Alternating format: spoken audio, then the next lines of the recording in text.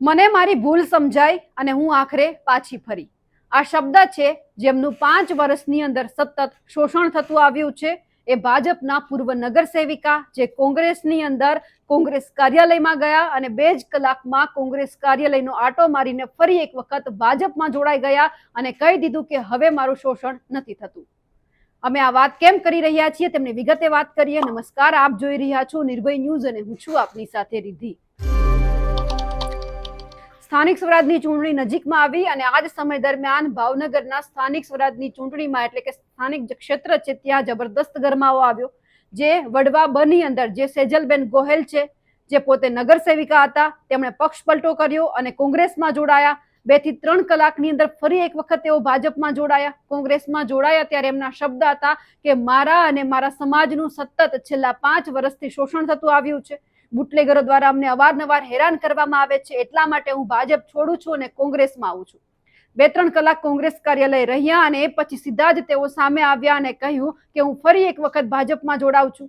મને મારી ભૂલ સમજાઈ ગઈ છે, હું મારા પક્ષ સાથે ફરી એક વખત જોડાઉં છું અને મને ભરમાવવામાં આવી હતી એટલા માટે હું કોંગ્રેસ સાથે જોડાઈ હતી. સૌથી પહેલા તો જ્યારે તેઓ કોંગ્રેસમાં જોડાયા ત્યારે તેમણે શું કહ્યું હતું એ પણ સાંભળીએ અને એ પછી તેઓ ફરી એક વખત ભાજપમાં જોડાયા અને કોંગ્રેસ ઉપર પ્રહાર કર્યા છે. શું કહ્યું સાંભળીએ. મારું નામ ગોયલ સેજલબેન મહેશભાઈ છે. હું વોર્ડ નંબર 3 વડવા બમાંથી આવું છું. તમે ભાજપમાંથી રાજીનામા કોંગ્રેસમાં એનું કારણ એવું છે કે એમાં ભાજપને ઓલામાં બેનો સુરક્ષિત નથી અને હું પોતે નગર સેવિકા હોવા છતાં પણ હું સુરક્ષિત નથી. એ કારણ છે કે હું ભાજપમાંથી કોંગ્રેસમાં આવું છું. કેવા પ્રકારની સુરક્ષાનો અભાવ ભાજપમાં? બધી રીતે બુટલેગરોનો ત્રાસ હોય છે કે બલાત્કારનું હોય છે, ગમે એ રીતે મહિલા સુરક્ષિત નથી. એમાં એ પ્રમાણે હું ભાજપમાંથી કોંગ્રેસમાં આવું છું. આપણા વિસ્તારની અંદર પોલીસ અને સીએમ સુધી લેટર પણ લખેલો છે. હા, બુટલેગરો એને લઈને કાર્યવાહી પણ થઈ? ના, એની કાર્યવાહી કાંઈ પણ નથી થઈને કાંઈ જવાબ પણ નથી મળ્યો મને. પાર્ટીમાંથી તમને લેટરને લઈને કંઈ કહેવાય? ના, એનો કાંઈ રિસ્પોન્સ મળ્યો જ નથી. મારી સુરક્ષા, મહિલા લોકોની સુરક્ષા. તમે કહો કે તમને ભાજપમાં શું તકલીફ હતી કે તમે કોંગ્રેસમાં અચાનક જ્યારે તમને ટિકિટ આપી હતી, તમે નગરસેવક તરીકે ભાજપના સિમ્બોલ ઉપર ચૂંટાયેલા હતા, અચાનક અત્યારે જ્યારે ટિકિટની ફાળવણીની ચાલુ છે ત્યારે તમે કોંગ્રેસમાં જોડાણા?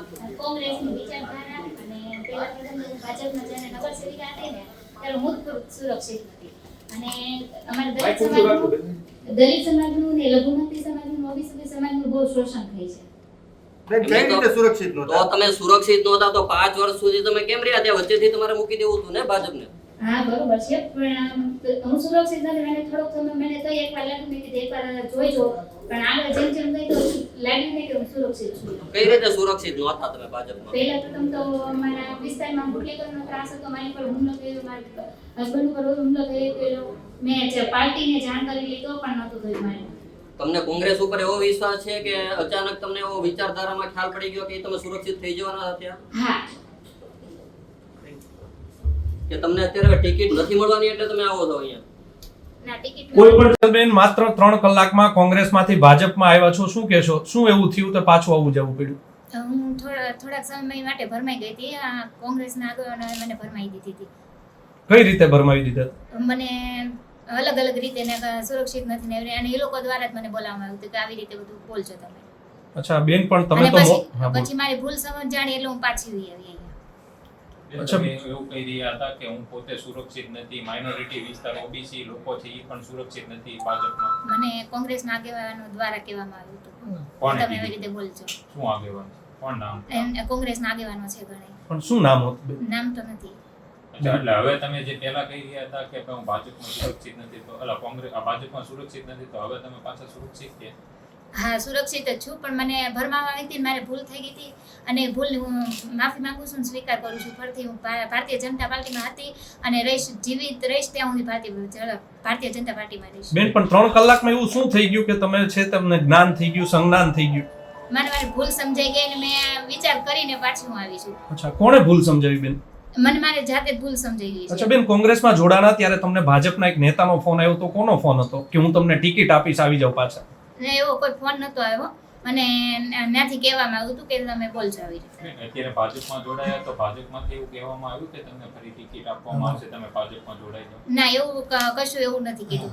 મેં મારી જાતે જ હું આવી છું, મારી ભૂલ સમજાઈ ગઈ એટલે હું આવી છું પાછી. પછી ગેરકાયદેસર પ્રવૃત્તિઓ જે ચાલતી હતી, તમે જે વાત કરી રહ્યા હતા ગેરકાયદેસર પ્રવૃત્તિઓની, તો એ હવે પાછી ભાજપમાં રહીને પાછી ગેરકાયદેસર પ્રવૃત્તિ બંધ થઈ જશે કે નહીં? એવી કોઈ પ્રવૃત્તિઓ ચાલતી જ નથી. ત્યાંથી મને એવું બધું કહેવામાં આવ્યું હતું એટલે હું બધું મીડિયા સમક્ષ બોલી હતી. બેન, તમે કહો છો કે હું એવું કહી રહી હતી થોડા સમય પહેલા, એટલે કે આજથી 2-3 વર્ષ પહેલા આપ એસપી કચેરી આવ્યા હતા ને આપ કહી રહ્યા હતા કે મારા વિસ્તારમાં મારી ચાલીમાં ખુલ્લેઆમ દારૂ વેચાય છે, જુગાર ચાલી રહ્યો છે. બેન, ત્યારે તમે ખોટું બોલતા હતા 2 વર્ષ પહેલા? એ 2 વર્ષની પહેલાની વાત છે, અત્યારની વાત નથી. અચ્છા, પણ કોણે બેન તમને ચડાવ્યા હતા? તમે એમ કહો છો કે ચડાવ્યા હતા, પણ કોણે? તમે નાના તો નથી. 2 વર્ષ પહેલાની વાત નથી, અત્યારની વાત છે. અત્યારે પણ કોંગ્રેસના કયા નેતાએ તમને ચડાવ્યા હતા બેન? નામ મને નથી આવડતું. એક આગેવાન હતા, એમણે મને કીધું તમે આવી તો મીડિયા કેવી રીતે માની લે કે તમે જે આક્ષેપ કરી રહ્યા છો કોંગ્રેસ ઉપર એ સાચા છે કે ખોટા? મારી ભૂલ સમજાઈ ગઈ, પાછી આવી ગઈ. હવે આગેવાન તો જે એમના મેન આગેવાન હોય એનું નામ મને જાણકારી નથી. બેન, નામ તમે અત્યારે સામેથી આવ્યા કે કોઈ તમને ફોન કર્યો પછી? ના, કોઈ ફોન નથી કર્યો, મારી સામેથી જ આવી. ભૂલ સમજાઈ ગઈ એમાં. અચ્છા, એટલે કોંગ્રેસનો જે મેનિફેસ્ટો હતો પછી ત્યાંથી સીધા અહીંયા આવતા હતા? હા, મને ભૂલ સમજાઈ ગઈ. થોડોક સમય વિચાર કર્યો, પછી ભૂલ સમજાણી કે નહીં મેં આ ખોટું કર્યું છે, હું એમાં જ સુરક્ષિત છું, એટલે હું પાછી એમાં આવી ગઈ. હવે પાછી ભારતીય જનતા પાર્ટી તમારી ઉપર કેમ વિશ્વાસ કરશે? કારણ કે તમે પાછા જતા રહેશો તો એમ. હું હવે જાજુ નથી આમાંથી, તો જ મને અહીંયા આવવા દીધી હોય ને, વિશ્વાસ હોય તો જ. અચ્છા, હવે પાછો ઓબીસી સમાજ સુરક્ષિત થઈ જશે? હવે એ બધી સમાજ સુરક્ષિત હતી. મેં કીધું મને ભરમામાં આવી હતી અને મારે જાજુ કેવું નથી. બેન, કેટલા સમયથી કોંગ્રેસ હોવા છતાં તમારા સંપર્કમાં આવતા હતા?